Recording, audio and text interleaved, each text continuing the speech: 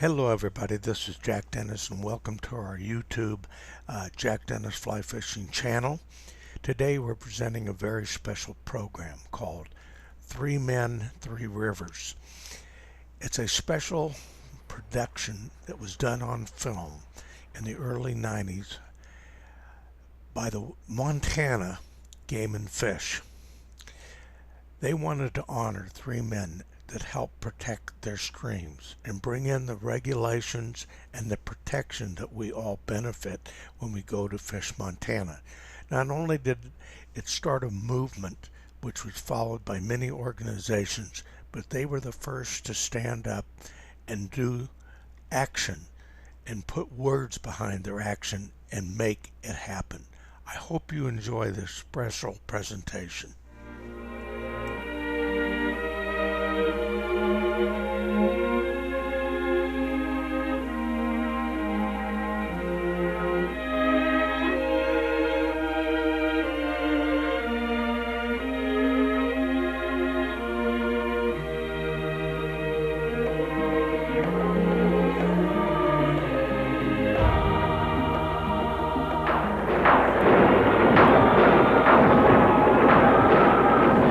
On the evening and the morning of the third day, the seas were gathered. On the fourth day came the wheel of the seasons. On the fifth, eagles flew. And on the sixth, woman and man were given breath. Yet nowhere in all the stories of creation is it told when bright star spilled her sack of storms. Nowhere is it told when rivers were made.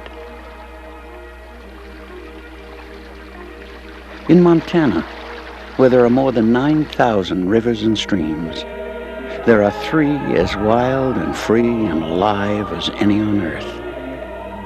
The Yellowstone, the Madison, the Big Hole. They flow from magic places with names like Bitterroot, Firehole, and Beartooth, through old stone growing older. Yet unlike mountains, rivers never age. They are new each moment, in constant creation, each riffle, each wandering mile, a life just born. Maybe that's why our creation myths don't mention rivers. It's a process incomplete, a half-told tale. Rivers don't grow old, but rivers can die. Their life stolen away by pollution and ignorance, greed or indifference. It's a story too often told. Yet these three rivers remain natural treasures. The Yellowstone, the Madison, and the Big Hole survive. Three of the finest wild trout streams in the world, and they survive. They survive because a lot of people made up their minds that the loss of these rivers would be unthinkable. And for each of these rivers, someone emerged to represent the conservation effort. Three men, each with a lifetime focused on one river, fishing its bounty, singing its praises, conserving its resources, defending it from harm. George Grant's love affair with the Big Hole River has endured for nearly 70 years. During the Great Depression, George lost his job with the railroad and he went fishing. It was a fishing trip that would last a lifetime. George has logged more fly fishing hours on the Big Hole than any soul living or departed. He claims the river is in his blood and he is a hopeless addict. George Grant and the Big Hole. It's difficult to think of one without thinking of the other. I've always thought that if a person was to create a wild trout stream, if such a thing had been possible, the Big Hole River would serve as a model. It's the type of stream that meanders. Each run or riffle is different. No two of them ever seem to be the same. The solitude that transports the mind to a world devoid of care and worry. The soothing effect of running water that lulls the senses into a state of contentment. The warm sun, the cooling breeze, and the gentle rain. Few men have ever been so rich.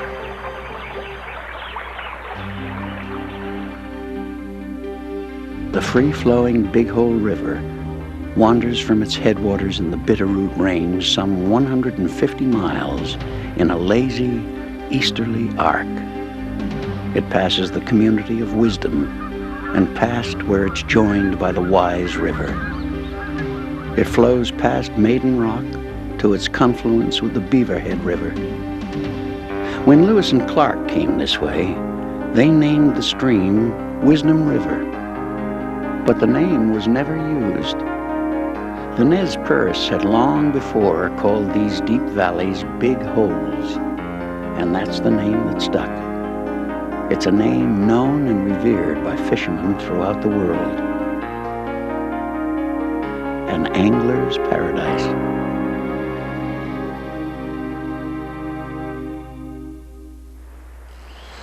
An angler spends a day on the Big Hole. It's a scene that's multiplied 66,000 times each year. They come for the beauty of the river's setting. They come to celebrate earth and cloud and the treble melody of stream on stone. But most of all, they come for an encounter with wild trout. Cutthroat, rainbow, brook, grayling, and brown. And in early summer, the wild trout, among nature's most noble creations, appear to behave in a most ignoble manner as they gorge themselves on what might seem the least of nature's gifts.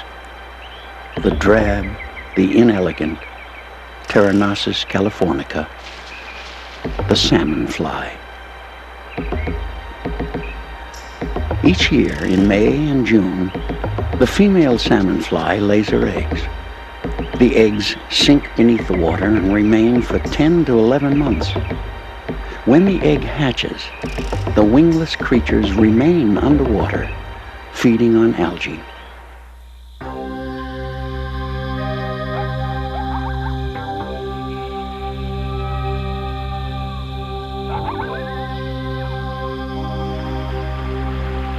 Then, in their fourth year, they crawl from the depths to the shoreline shallows and then into the moonlight and the bushes and the trees along the bank.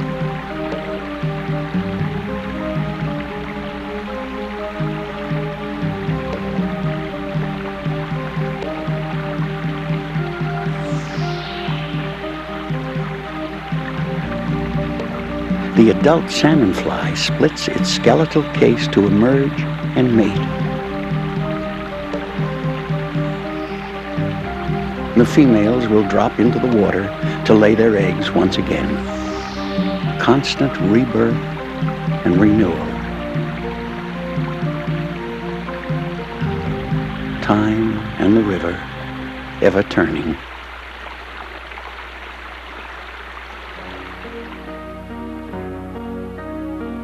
George Grant has spent his years seeking to outwit the Big Hole's wild trout through his interpretation of nature.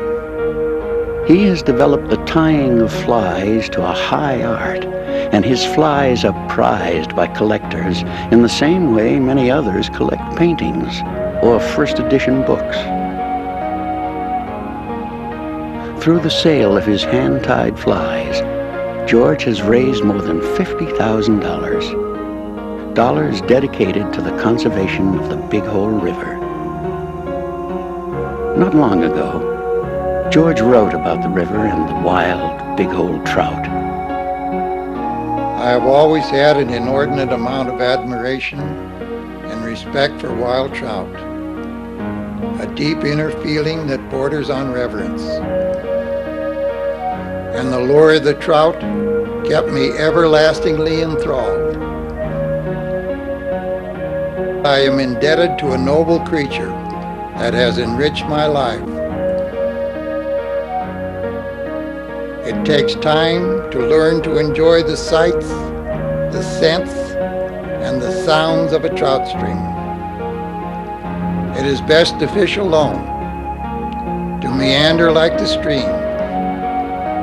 It is not a place for loud conversation, competition, or concern about meeting a deadline. The angler's pace is leisurely, and there is time to appreciate the beauty of his surroundings. To George Grant, trout fishing on the Big Hole is an experience bordering on prayer, a kind of worship in the temple of nature. But for others, the experience to be had on Montana's western rivers is not so much prayer, but carnival.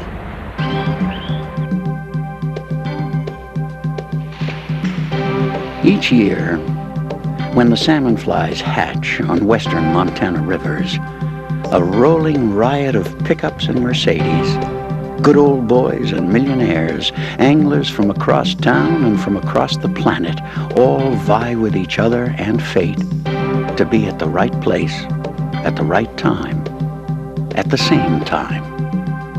It seems every angler in the world descends upon the river. In late June, 100 boats will pass under the Melrose Bridge in a single day.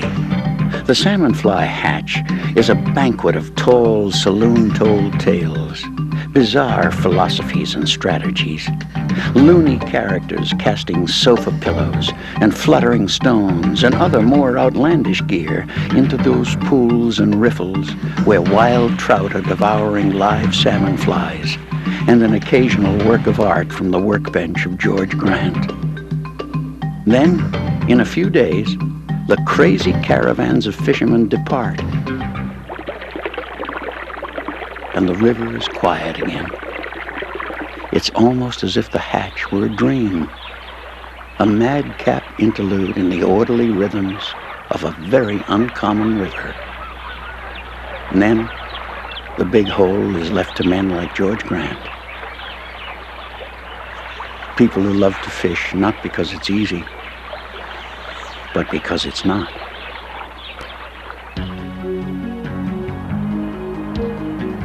The Madison River is little more than 100 miles long, and it's remarkable a river so small would have a reputation so large.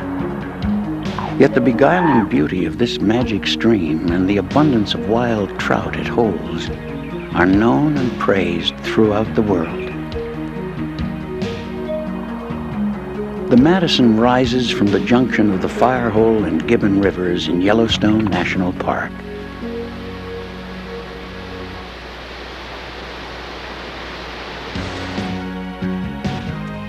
The upper Madison is broad and rapid and shallow, what some have called a 50-mile riffle. The river flows through groves of willow and great wide benches of grass sculpted by ancient ice and time. Then the river braids and flows through islands of cottonwood. To the east rise the towering peaks of the Madison Range, and to the west sweep the forested slopes of the gravelly mountains. Then makes a fist and thunders through Bear Trap Canyon.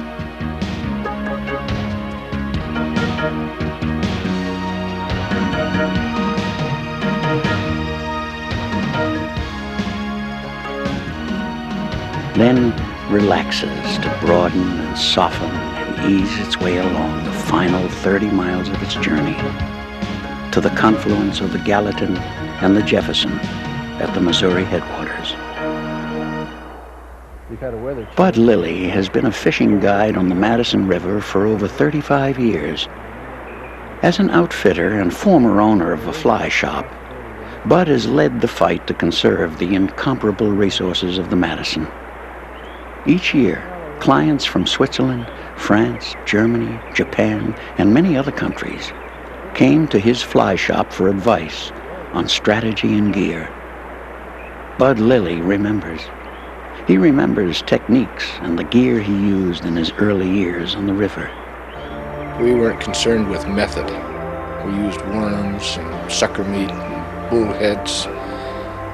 We screened the rivers for what at that time we called devil scratchers. I used a fly rod, but we were primarily bait fishermen. Any of the surplus fish that we caught, I would get on my bicycle and ride all over Manhattan, little town where I grew up, and try to give them away to our friends. And my dad would say, "All right now, buddy, you could take these and deliver them to certain houses around town." And if I had a real busy summer, I'd get so people wouldn't answer the door. I couldn't give any of the fish away. They'd seen me coming often enough, so I'd have to find new territory. In Bud Lilly's tackle shop, an angler could find a huge array of equipment and expertise designed for the catching of trout. Yet Bud Lilly, both fisherman and man, is not overly impressed with either technology or expert opinion. I don't fuss over the kind of flies that I'm going to use as long as I think that it's close and if it works and if it catches fish. If you get so involved and so intense on the equipment, then I think that you're missing the overall real joy and experience of being on a trout stream in great surroundings with all the pluses that are provided by the wildlife and the birds and the clearness of this western mountain air. I always have the same feeling of exhilaration that, boy, I've got a great day ahead of me. What an opportunity. How fortunate I am, how lucky I am just to be here. On the evening and the morning of the fifth day, life began to move beneath the waters.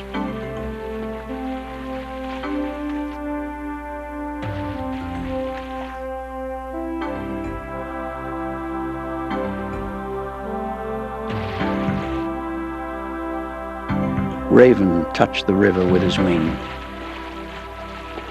1,000 or more eggs drifted through a cloud of sperm onto a quiet gravel bed. Covered and then left to the care of the stream. With this act of creation begins the odyssey of Montana's wild trout.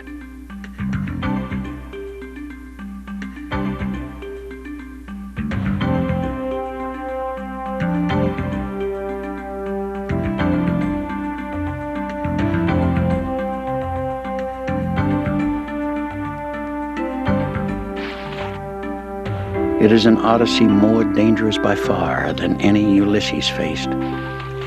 And because of the perils the wild trout encounters, only the strongest of the species survive.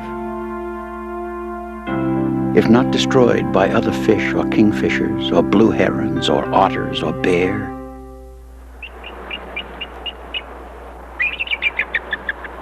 then there is that legendary hunter constantly watching from the summit of the winds.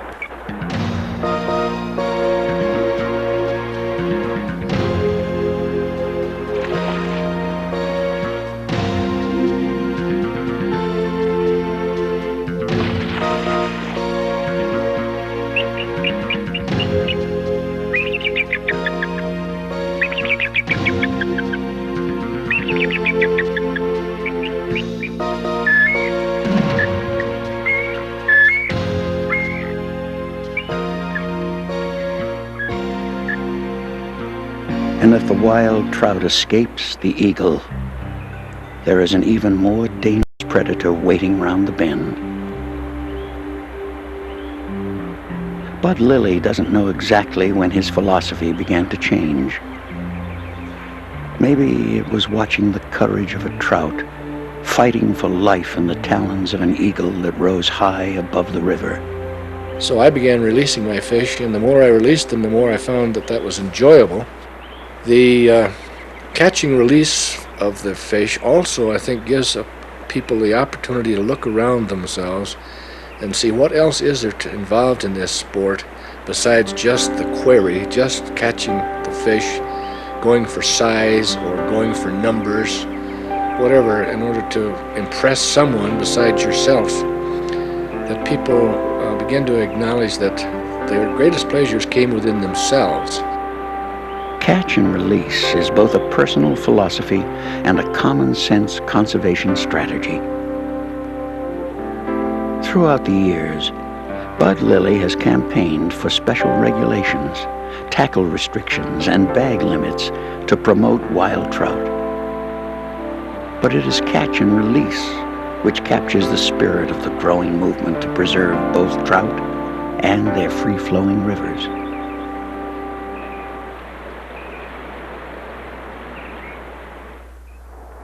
When Raven first created the earth, the rivers ran both ways, upstream on one side, downstream on the other. But this made movement on the river too easy for the people because they could move freely in both directions without paddling.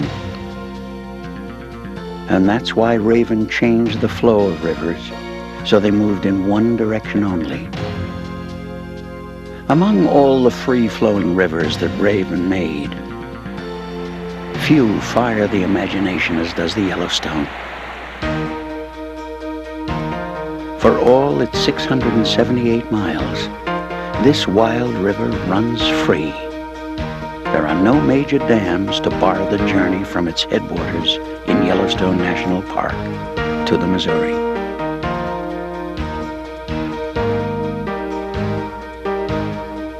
That the Yellowstone has never been conquered, that its flow has remained unencumbered since Raven altered creation, is certainly due to the efforts of many, but one stands above the rest. Dan Bailey, a name synonymous with the Yellowstone, a college professor from the East who wanted to go trout fishing in western rivers. His car broke down on the Yellowstone, and that's where he stayed and went fishing for decades till he died. Charles Waterman, author of Mist on the River, Remembrances of Dan Bailey, was his friend. Dan Bailey came here to go trout fishing.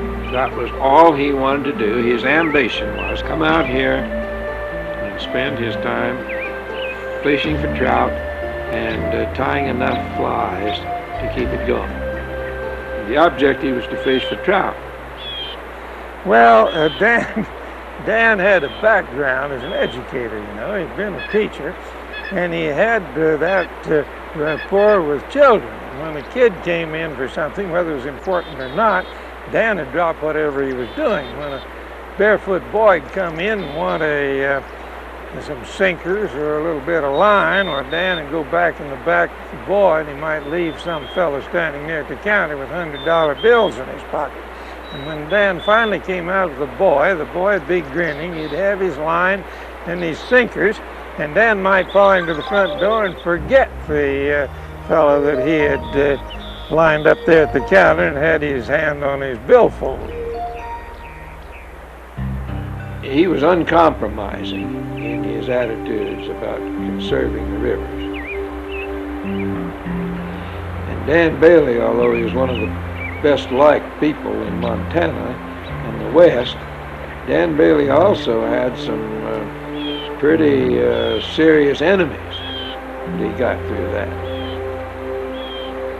If you took the wrong side on the dam issue, or if you said something that implied that you didn't agree with the uncompromising conservation angle on the river business, you immediately had trouble with Dan Bailey. Although a small, quiet, modest man, Dan Bailey had an enormous presence in the world of western rivers. All he wanted to do was go fishing. And if that meant fighting dam builders, or polluters, or vandals, that was a part of the trip.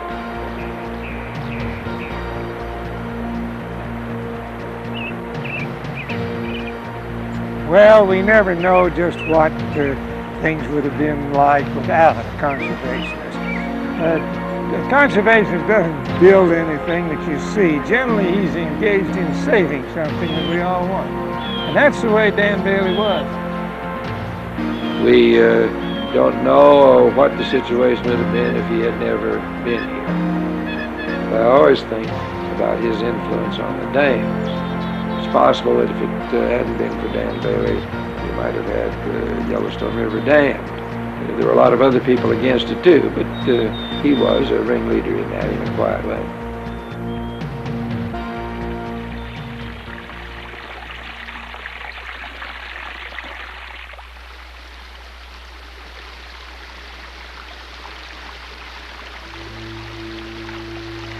The conservationist Aldo Leopold wrote about the concept of the round river. He described it as a river that flows into itself in a never-ending circuit.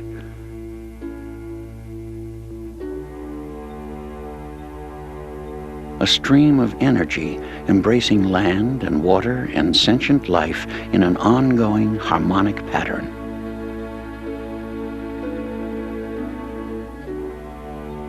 There are very few round rivers left in the world. Very few rivers that are as alive today as they were when Bright Star and Raven were first imagined.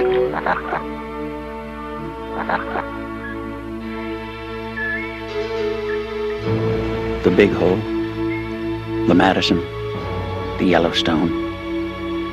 These three rivers will remain alive as long as we remember the legacy left to us by these three conservationists. It is still possible to pursue the autumn brown trout on George Grant's Big Hole when the river is awash with the sound of solitude and the trout is wary and cautious and strong. We can still follow Bud Lily's path along the Madison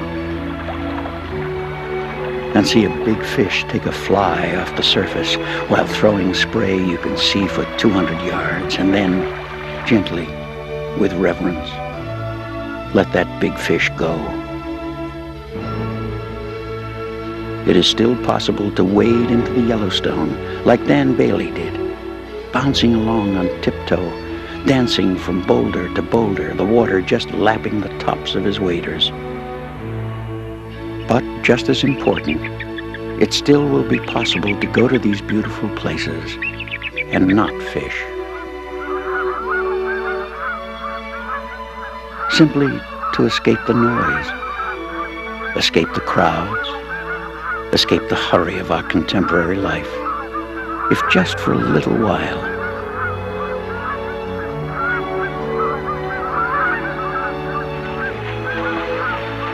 To simply be in these wild and still natural provinces is to touch something eternal. It's to be a part of a universal dance where the music lasts forever.